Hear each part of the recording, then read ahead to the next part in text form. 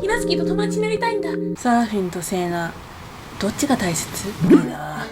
個人の店が多い商店街ってどっちを選ぶ？うまい。じゃがいもがゴロゴロタイプ。したっけ？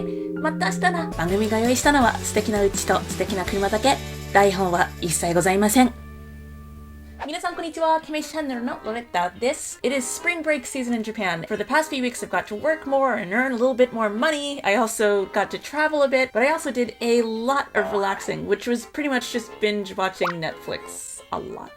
My university is going to start classes again in 1 week, so before that got started, I wanted to share some of my spring break vibes and share the things that I've been watching in the past few weeks to sort of expand my Japanese and keep things up.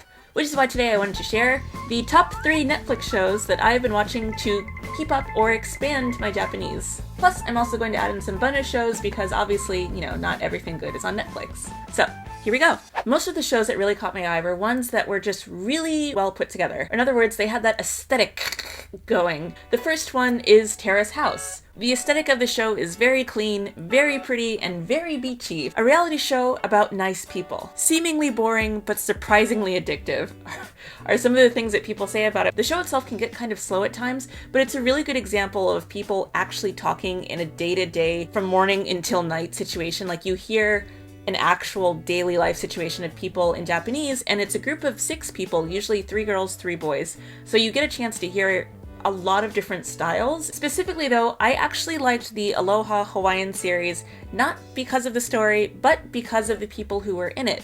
Most of them were either half, or one of them, like Lauren Tsai, who's really famous now. I believe she's Chinese American, but she's a self-taught speaker of Japanese, but it's all these people who kind of mix a little bit of English with a lot of Japanese, and the pace is a little bit more easy to grasp if Japanese isn't your native language. So I really recommend that season specifically for the language element. Plus, as a bonus for everyone, there are subtitles in Japanese and English, as well as Korean, Chinese, and Portuguese. Next show, Kodoku no Gurume, or Solitary Gourmet. It's the idea of one person on their own eating really good food. But the twist is that the food is actually cheap and accessible and real in Japan. It's really just about a crisp-looking Japanese guy who just wants to eat food. Like, it's very simple. He just wants to eat. He has a business meeting, he'll run out of it because he just wants to eat. I'm like, I'm there, I get that. If you've ever been to Japan or seen Japanese, you know that food shows are a huge part of the TV industry. People love to sit around, eat food, and say, umai, oishii, sanmi mo aru, and talk about the different ways you can describe a piece of food. The main character, Goro, he's actually hilarious. Salaryman outside versus this like simple guy who just wants to eat good food for cheap. For me, it was really helpful for me to learn more food words, learn about different dishes, but specifically it helped me learn about different actual stores in my area. The TV series is a fiction, but it takes place in real places, so there are a lot of people who go on like Kodoku Gurume tours and try to eat at the different places, which is something that I want to do next. This specific series, unfortunately, does not have any subtitles, and I don't believe it's available outside of Japan on Netflix. However, it is available on YouTube through the official TV Tokyo channel for TV Tokyo. Either way, I just wanted to recommend that one because it's really hot in Japan, and it'll give you some current ideas of places where you can get some good cheap food, some good cheap eats if you're into that, so that's my number 2. Number 3, Erased in English, or Boku dake ga inai machi. Snowy, industrial, mysterious, spooky, something fantasy thriller is going on, and just has this really good pace to it.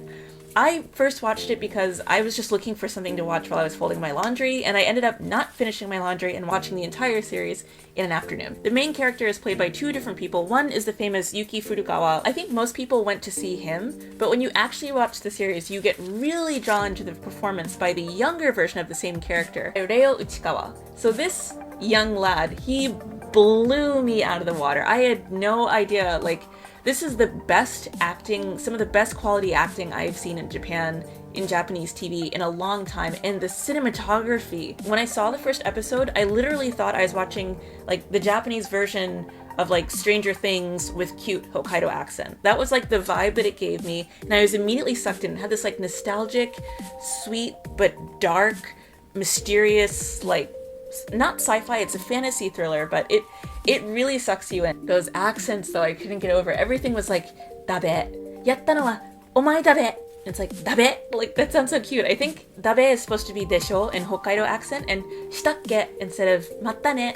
But it was just like it's just so cute when you see these little kids, and their performances are just really amazing. I really, really recommend this one. So those are my 3 Netflix picks, but those aren't the only things I've been watching. Yae no Sakura, I think I've tweeted about this and talked about it in my second channel recently. But I recently did a project in Fukushima. When I was in Fukushima, I actually saw posters for this drama and thought, well, you know, for research, I don't really know too much about like history or samurai or anything historical like that, so I might as well give it a try. So I started watching it, and then again, I was blown away. She's a woman, she shoots guns, survives wars, and then goes on to help found the school that I first went to when I first moved to Japan. Real sort of historical stories about the last samurai, not Tom Cruise. What actually happened in like Japan Civil War before they opened up to the West.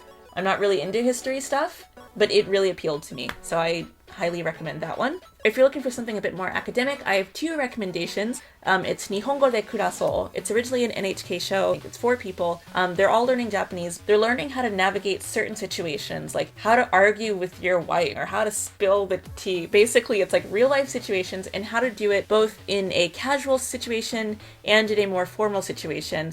And it also has keigo and cultural tips as well. That's on YouTube a little bit. It is across the internet, but that was one show that really helped me start separating my casual versus formal styles. Or if you're looking to do anything academic in Japan, I highly recommend Ikegami Akira's Yasashi no Keizaigaku, a live lecture that he did. He met with students who usually are in the liberal arts school and don't usually touch economics or topics like that. When you pay your taxes every year, when you're wondering where part of your salary just went to with that little percentage sign, you know, all those little things that actually affect your day-to-day and affect your personal money that you earned, all of that's kind of covered in a basic, easy to digest way, and it just kind of gives you a better grasp on your lifestyle and, you know, what you do as an adult. So I really like that as well. So yeah, those are my top 4 drama, 2 educational, and other picks across the internet recently. One of the things that always helped me is to watch things multiple times. Start with subtitles and then turn off the subtitles on anything that you can. You know the content and you know what you're listening for, and you can start picking up certain words and start sounding like certain characters that you really admire. What do you guys do to study when you're not looking at a textbook?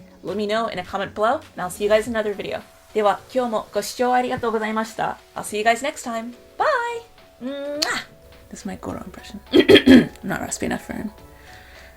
いいなぁ。車、個人の店が多い商店街。